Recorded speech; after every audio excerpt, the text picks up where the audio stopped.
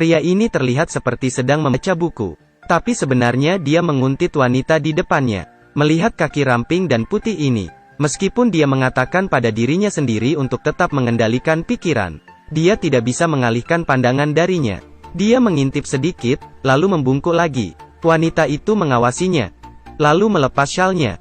Setiap gerakannya sepertinya mengolok-olok perasaannya. Tiba-tiba wanita itu meminta bantuannya. Ternyata resletingnya macet, jadi dia memintanya untuk menariknya ke bawah.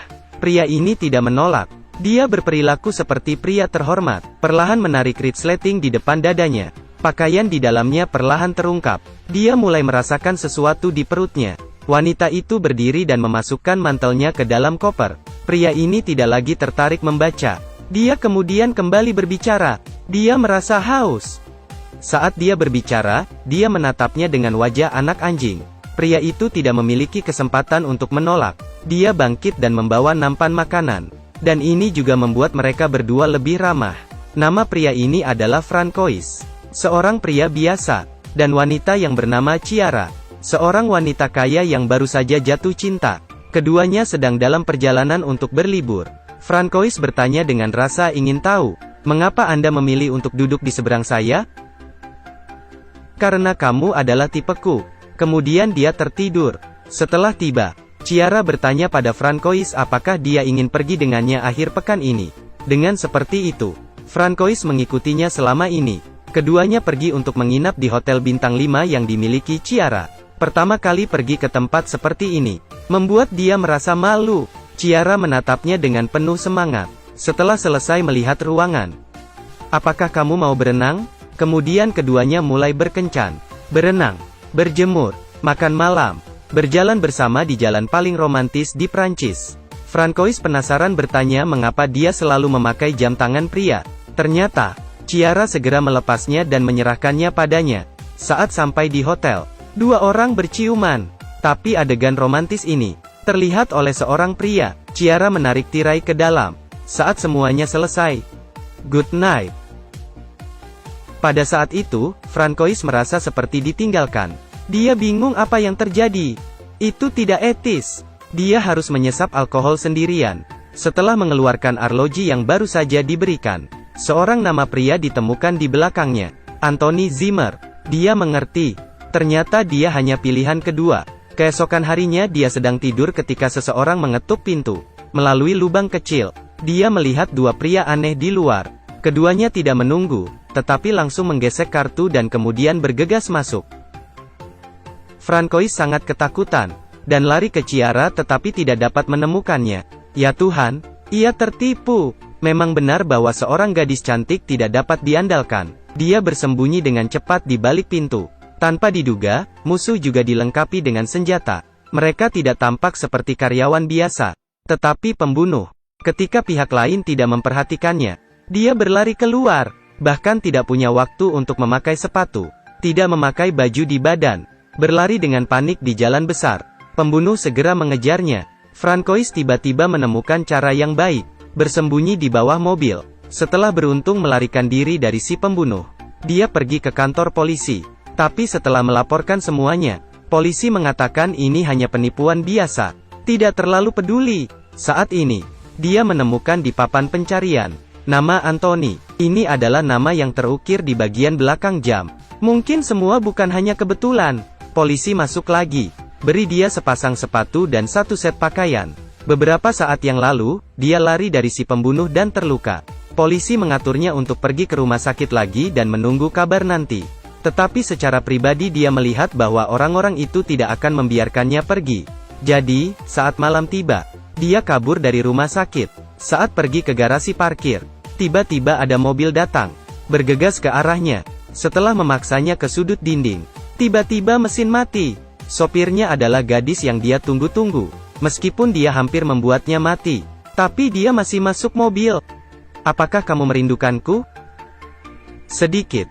Ciara membawanya ke ruang aman. Setelah memberitahunya, Ciara berbalik untuk pergi. Francois bertanya padanya kapan harus bertemu lagi. Ciara mengatakan bahwa dia masih tidak mengerti sampai sekarang. "Tujuan saya untuk mendekatinya hanya untuk mengambil keuntungan dari Anda." Karena tubuh Francois dan mantan pacarnya Anthony agak mirip. Ternyata, Anthony bekerja sebagai pencuci uang. Setelah mendapatkan jumlah yang besar, dia langsung menghilang. Sekarang semua orang mencarinya. Francois tahu.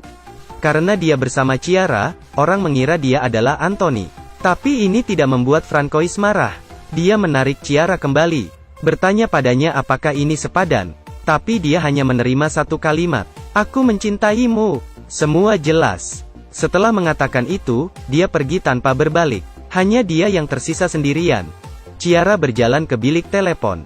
Setelah mendapatkan informasi rahasia, Anthony memintanya untuk bertemu. Keesokan harinya, Ciara duduk di kafe menunggu kekasihnya datang. Tapi ia tidak berharap. Kekasihnya tidak muncul. Tapi itu adalah Francois. Dia berpakaian dengan benar. Dan kemudian perlahan mengambil posisi yang bukan miliknya. Apakah Anthony sudah datang? Di mana orang itu?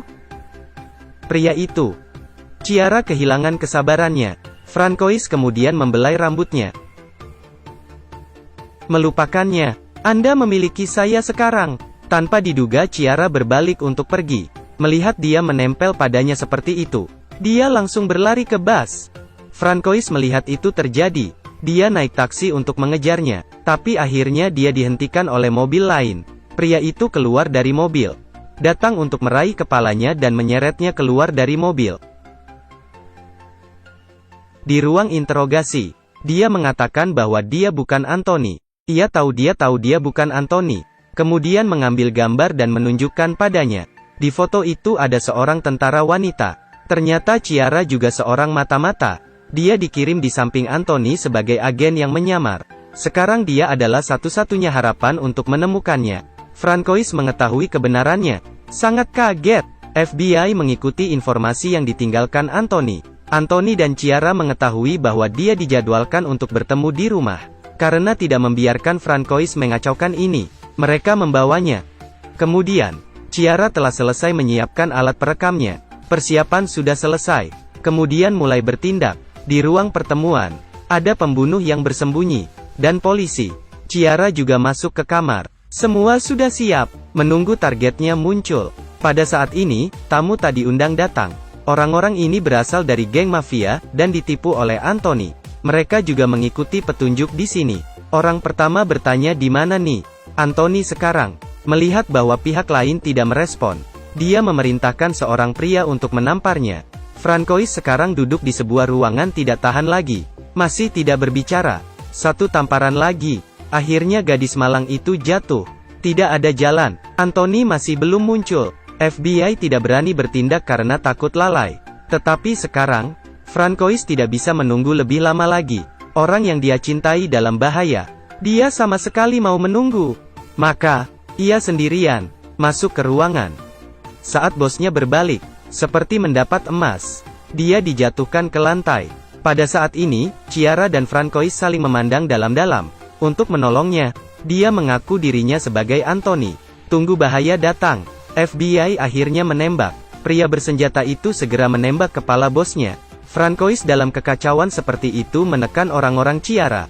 Karena tidak membiarkan gadis itu terluka, dia masih berbaring di atasnya, mempertaruhkan kematian untuk melindunginya. Pertarungan senjata telah berakhir. Para gangster sudah mati. Meskipun Francois telah merusak rencananya, tapi untungnya gadis yang dicintainya tidak terluka. Seumur hidup, Francois menangkap hatinya. Tapi dia masih harus menemukan Anthony. Apapun yang dia lakukan, used to be the person she loved. Saat ini, ceritanya tiba-tiba berubah. Francois menyeka air matanya. Kemudian cabut perekam IC. Ini dia. Untukmu. Ciara tidak bisa mempercayainya, hanya menatap lawannya. Setelah konfirmasi ulang, Ciara mulai memikirkan masa lalu. Akhirnya dia mengkonfirmasi pria di depannya adalah orang di hatinya. Ya benar, Anthony menjalani operasi plastik. Seperti di Korea, tidak meninggalkan bekas. Setelah 7 hari berturut-turut tertipu, bertemu pria yang dia cintai lagi, Ciara menyuruhnya untuk bergegas dan lari. Sebenarnya, dia tidak ingin menangkapnya. Lalu dia menoleh untuk pergi. Ketika berbicara dengan bosnya, dia memberinya buku catatan lagi. Ini adalah item yang dia telah atasi. Disimpan di lemari sepatu luar. Di dalamnya bukan hanya transaksi, tetapi juga mencatat geng yang melakukan transaksi. Dengan ini, apakah Anthony muncul atau tidak lagi penting. Ternyata baru sekarang, Francois diam-diam membuka brankas untuk menempatkan notebook di lokasi yang mudah ditemukan. Jika dia harus memilih antara uang dan cinta, dia akan tetap memilih gadis itu. FBI mudah ditangkap oleh mata. Sisa hidupnya dia akan didedikasikan untuknya. Jadi, sisa hidupnya dia akan didedikasikan untuknya. Mari kita pulang ke rumah. Ini adalah akhirnya. Ini adalah film Prancis, Anthony Zimmer. Meskipun tidak ada keadaan dramatis atau perang sengit, tetapi sebaliknya menempatkan semua perhatian pada romansa Prancis. Aktris utama terlihat netral. Tetapi pada saat syuting, dia berusia 40 tahun. Tidak kelihatan umurnya. Yang suka bisa cari dan tonton filmnya. Ingatlah untuk meninggalkan komentar, like, dan ikuti halaman kami. Sampai jumpa lagi.